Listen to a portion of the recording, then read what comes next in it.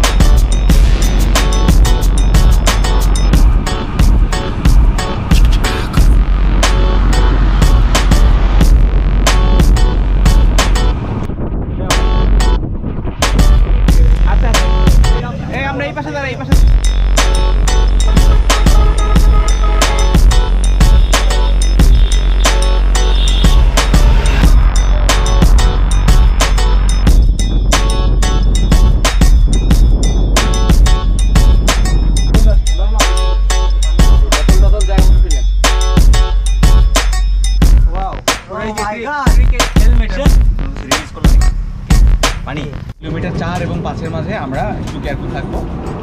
আর যদি দেখা যায় রাস্তা আসলেই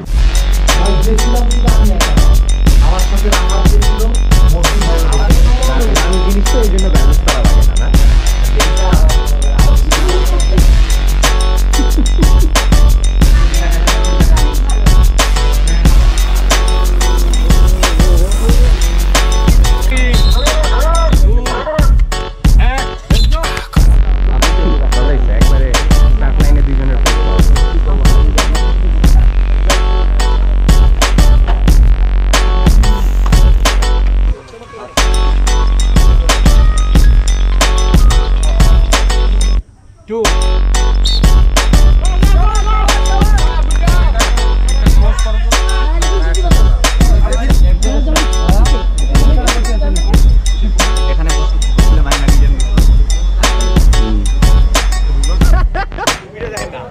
দেখলাম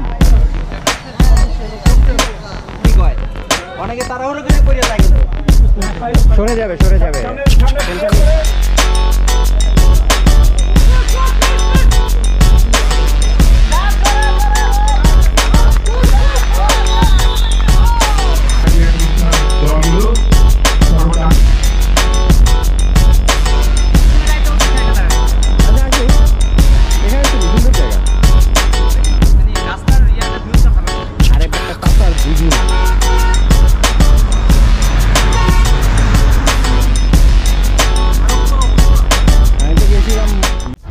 গোপালগঞ্জে ন্যাশনাল সাইক্লিং চ্যাম্পিয়নশিপের আজকে ফার্স্ট ডে ছিল।